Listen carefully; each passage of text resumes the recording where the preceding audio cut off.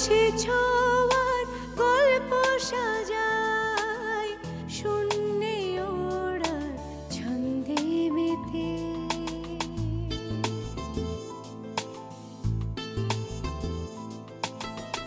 আকাশে যে অসীমের ঠিকানায় সে যেন শুধু দৃশ্য সাজায়। যত গল্প ধাঁধায় হাত বাড়ালে বুঝি কেউ নেই।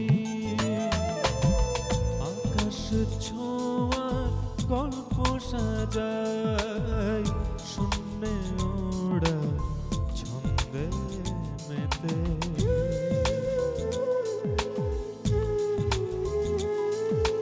ধাওন্ত তোমার গতি ছুটে চলে অবিচল। আমার আঙিনা প্রজাপতি চঞ্চল।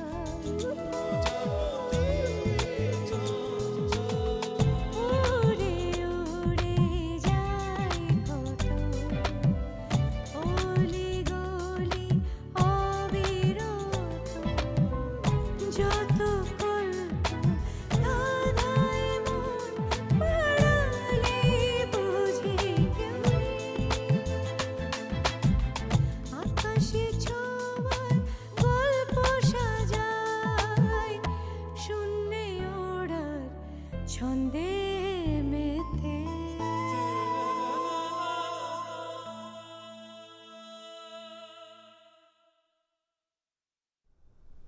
তুমি, আমি, আমরা সবাই তোমার শ্বশুরের চাকরানি। এটা আমার না, তোমার শ্বশুরের নির্দেশ।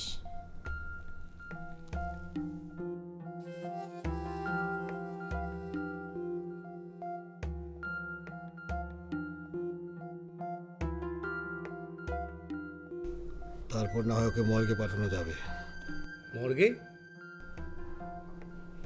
হাসপাতাল মর্গ না তো কি? প্রদুলবাবু কি যে বলেন! আমি অত কথা শুনতে চাই না ডাক্তার। এর আগে ওকে একটা কড়া ইঞ্জেকশন দিয়েছিলেন না? প্রয়োজনে আবার দিন। আজকে অন্তত একটু টনটনা থাকতে হবে। বাড়ি ভর্তি মেহমান, সবাই গণ্যমান্য। তুমি আসবেই আসবে মা, অবশ্যই আসবে। শুনছো, ও তো একই কথা বলছে বারবার, আমাকে যেতেই হবে। উত্তম কুমার, মানুষের নামের সাথে যে তার চরিত্রে এত অমিল। উত্তম কুমার, আমি কিছু জানি না, আমি ওর মেয়েকে দেখতে যাব। তুমি নিজেই তো দীপাকে বললে যে বউ ভাতে মাকে যেতে হয় না, অলক্ষণে হয়। অলক্ষণে আমি বুঝে নে, আমি ওর মেয়ের কাছে যাব। কি মুশকিল, দীপার সাথে কথা বলিয়ে নিয়ে এসে তো আরো ঝামেলা পড়লাম দেখছি। কেন ঝামেলা কেন? দীপা আমার মেয়ে, দীপার সাথে কথা বলা আমার অধিকার। হ্যাঁ, দীপা তো আমারও মেয়ে, আমাদের মেয়ে। আমার কি খারাপ লাগছে না? দেখো অনু, আমাদেরকে আরো শক্ত হতে হবে। আমি শক্ত হতে পারছি না, আমাকে বোঝানোর চেষ্টা করো না।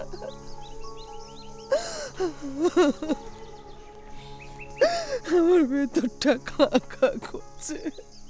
আচ্ছা আচ্ছা আচ্ছা, ঠিক আছে, চলো বাসায় চলো, বাসায় গিয়ে ভাবা যাবে কি করবো। না, কোনো ভাবা ভাবি না। তুমি আমাকে কথা দাও, তুমি আমাকে আমার মেয়ের কাছে নিয়ে যাবে। কিন্তু মা তো... আমি জানি না, আমি কিচ্ছু জানি না, মাকে তুমি বোঝাবে। আচ্ছা আচ্ছা, ঠিক আছে, বাসায় চলো আগে, তারপরে দেখছি। চল চল।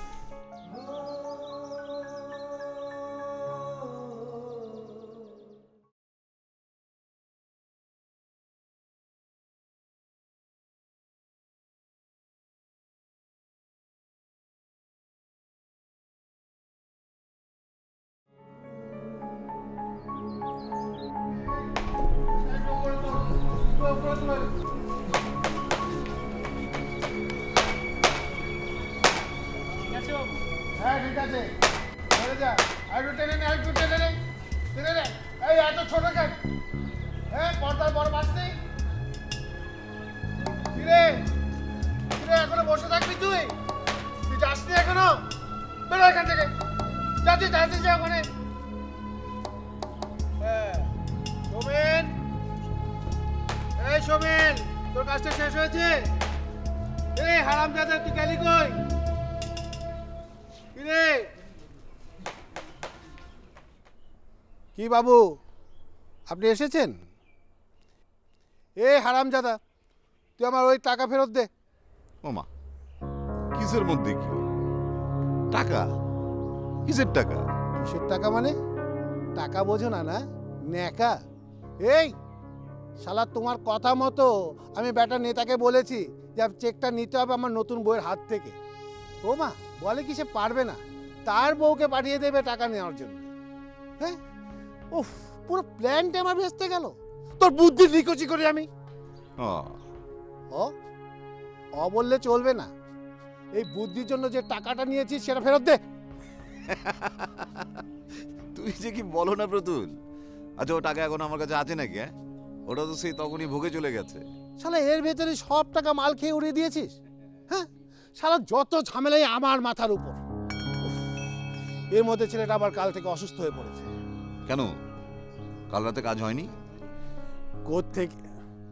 এই এই হারামজাদাটা বাদ ঠিক করে। যে কারণে বিয়েটা করালাম, আমার সব কিছু ভেস্তে গেল। কোনো কিছুই কাজ হচ্ছে না। মাঝখানে পকেট থেকে ফোকটে লাখ লাখ টাকা বেরিয়ে যাচ্ছে, নমিনেশনের গন্ধটাও পেলাম না। এখানে আবার ছেলেটা একেবারে বিছানার সঙ্গে সেটিয়ে গেছে। ও, আমার ভবিষ্যৎ বংশধরে যে কি হবে একমাত্র ভগবান জানে। একটা অপয়া মেয়ে নিয়ে আসছি, সব ছিঁড়ে খেলো। এই এই ওটাকে ওভাবে পড়ে থাকবে? ওভাবে থাকলে কি আমার ইজ্জত থাকবে? ঠিক করো ওটা। আমি হাল ছাড়বো না, আমি হাল ছাড়বো না। আমি আজ রাতেই ব্যবস্থা নেব। কি? ওই অপয়া মেয়েটার। বারবার ওই মেয়েটাকে অপয়া বলছো কেন প্রতুল? ওকে বলো দুর্ভাগা। সব জেনে ওই প্রায় মরা ছেলেটার সাথে বিয়ে দিলে। একবারও মেয়েটার ভবিষ্যৎ কি হবে ভেবে দেখেছো? হ্যাঁ, এই পৃথিবীতে অনেক মানুষ দেখেছি যারা নিজের স্বার্থে অন্যের অনিষ্ট করে, কিন্তু প্রথম তুমি ওই মেয়েটার সাথে যা করলে না, আমি কিন্তু আমার সারা জীবনে এমনটা দেখিনি। এই এই তোর কি টাকার খাওয়াজানি লাগছে নাকি রে? হ্যাঁ, এই এই কথাগুলো আজ রাতে আবার ফাঁস করে দিস না। এখন আমার নেমন্তন্ন আছে নাকি?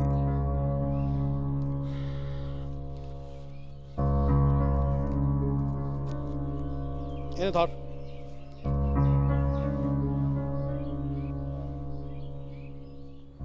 কিসের জন্য? আজ রাতে তোর এই জিব্বাটা আমার কাছে বন্ধক রাখবি। তা রাখলাম, কিন্তু প্রতুল, বন্ধকটা যখন উঠিয়ে নেব, তুমি আবার ওই নোট দুটো ফেরত চাইবে না তো? হারামজাদা।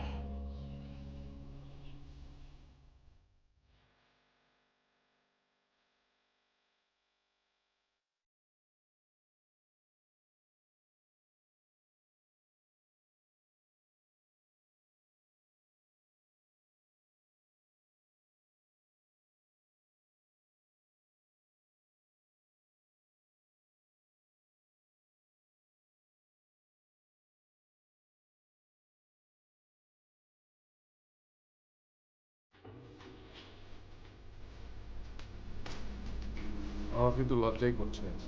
আমরা এত সামান্য আয়োজন করেছিলাম। আমরা আমাদের সাধ্য মতোই আয়োজন করেছিলাম। হ্যাঁ, ওকে, আপনি এসেছেন? এ কি, আপনি এসেছেন? না মানে দীপাকে ফোন করেছিলাম, ও খুব কাঁদছিল মাকে দেখার জন্যে, তাই অঞ্জলিকে সাথে করে নিয়ে এলাম। ফোন? দীপাকে ফোন ধরতে দিয়েছিল? ওই আমাকে তো কেউ কিছু বলেনি। মানে আমরা জানি মেয়ের মার বউ ভাতে আসা উচিত না, আমার মাও বারণ করেছিলেন, কিন্তু দীপার কথা মনে করে ও আসতে চাইল বারবার। অমরবাবু, দীপা এখন আর দীপা না, আমরা একটা নাম দিয়েছি, আশালতা। আপনারা ওকে দীপা নামে না ডাকলেই ভালো। আর কেউ আসেনি? না মানে আসলে রাত তো, মানে আসলে আবার ফিরবে কি করে, এত রাতে তো নৌকা পাওয়া যাবে না। না, ওই আপনার বেয়াদব ভাইটা আসলেই পারতো। থাক, না এসে ভালোই করেছে। তা আপনারা আজকে ফেরত যাবেন কেমন করে?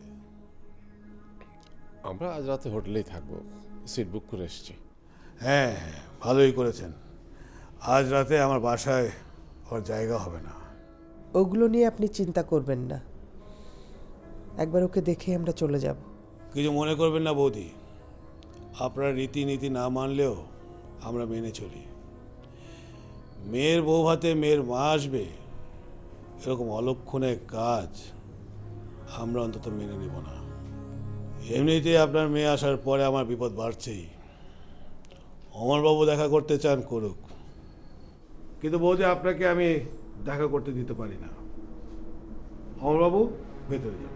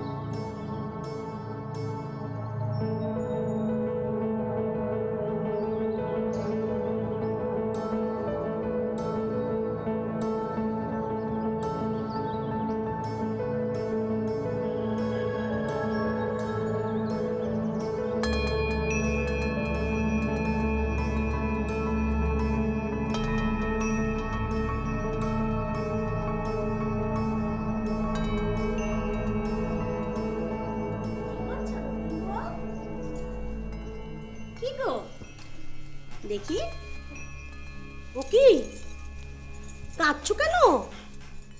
কাঁদছো কেন নতুন বউ? চোখের জল মুছো, জল মুছো নতুন বউ, আজকের দিনে কাঁদতে নেই যে। ও নতুন বউ, তোমার বাবা মা এসেছেন বাইরে জানো? মা বাবা এসেছে? হ্যাঁ। ও কি, কোথায় যাচ্ছো? যেতে নেই যে নতুন বউ। বাবা মা এসেছে, আমি মা বাবার সাথে দেখা করব। তোমার সঙ্গে তো তোমার মা বাবাকে আজকে দেখা করতে দেবে না ওরা। কেন? নিয়ম নেই যে, অমঙ্গল হয়। আমি এসব কিছু বিশ্বাস করি না। ও কি, ও কি নতুন বউ? ও কি নতুন বউ? হ্যাঁ ভগবান, কেন যে মেয়েটাকে বাপ মার কথা বলতে গেলাম। আজ তো বাইরে কুরুক্ষেত্র লেগে যাবে। যাই ওদিকটা দেখি। হ্যাঁ ভগবান, ও সর্বনাশ করেছি। বাবা,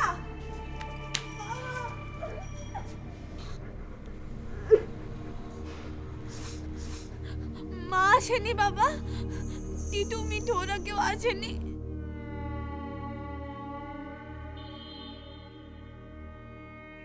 ওরা আসেনি মা। আমি ওদের নিয়ে আসেনি কেন বাবা? মা কেমন আছে? ওই মহিলা যে বললো ওরা এসেছে, দীপা, কেমন আছে মা বাবা? তোর মা ভালো আছে রে, খুব সুখে আছে। তোর ঠাকুমা, টিটু, মিঠু সবাই ভালো আছে। তোর মা আসেনি, কিন্তু অনেক আশীর্বাদ পাঠিয়েছে তোর জন্য। না বাবা, আমার মাকে দেখতে ইচ্ছা করছে, আমি মার কাছে যাবো। দীপা,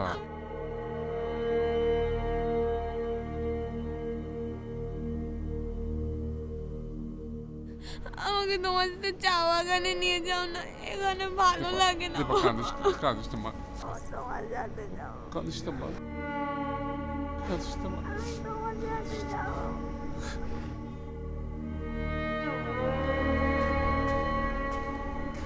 ওদিকে যাবেন না।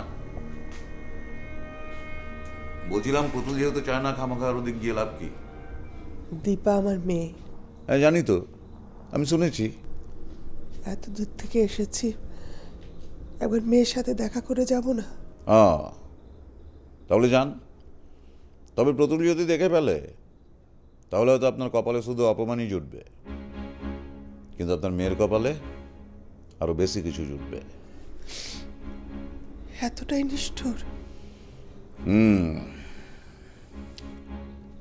প্রতুলের কয়েকটি পোষা কুকুর ছিল জানেন তো, 4টে। একদিন প্রতুল চিন্তা করে দেখলো কুকুরগুলো কতটা প্রভুভক্ত হয়েছে, একটু পরখ করে দেখা দরকার। ও প্রচন্ড অত্যাচার করলো কুকুরগুলোকে, যাতে করে কুকুরগুলো ওকে দেখার আগেই ভয় পেয়ে যায়। এরপর 4 দিন কুকুরগুলোকে কিছু খেতে দেয়নি, জল পর্যন্ত খেতে দেয়নি। 4 দিন পর প্রতুল কুকুরগুলোকে মাংস খেতে দিল। 3টে কুকুর তো তখনই মাংস খেয়ে ফেললো। প্রতুল করলো কি জানেন? বন্দুকটা নিয়ে ঠাস ঠাস ঠাস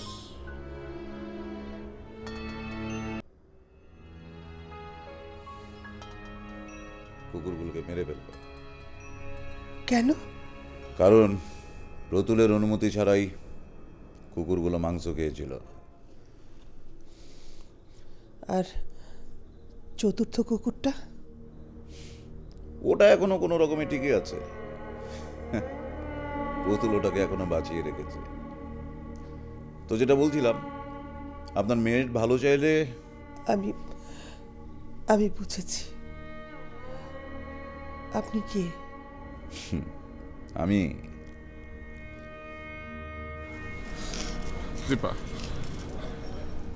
আজকের দিনে চোখে জল ফেলতে নেই।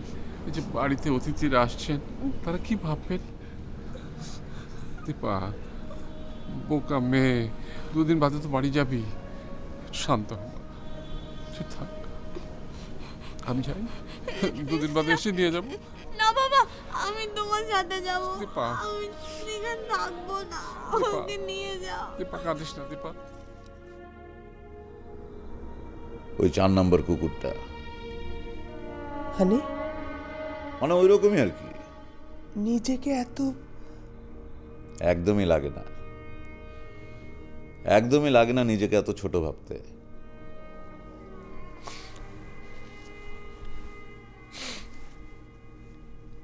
আপনাকে আমি মনে রাখবো। আপনাকে আমি মনে রাখবো, তবে নিজের স্বার্থেই। কেন?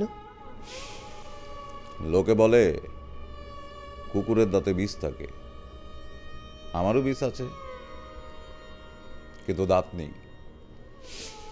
তো একদিন আমি আপনি বা আপনাদের কাছে একটা দাঁতের জন্য আসবো। নমস্কার।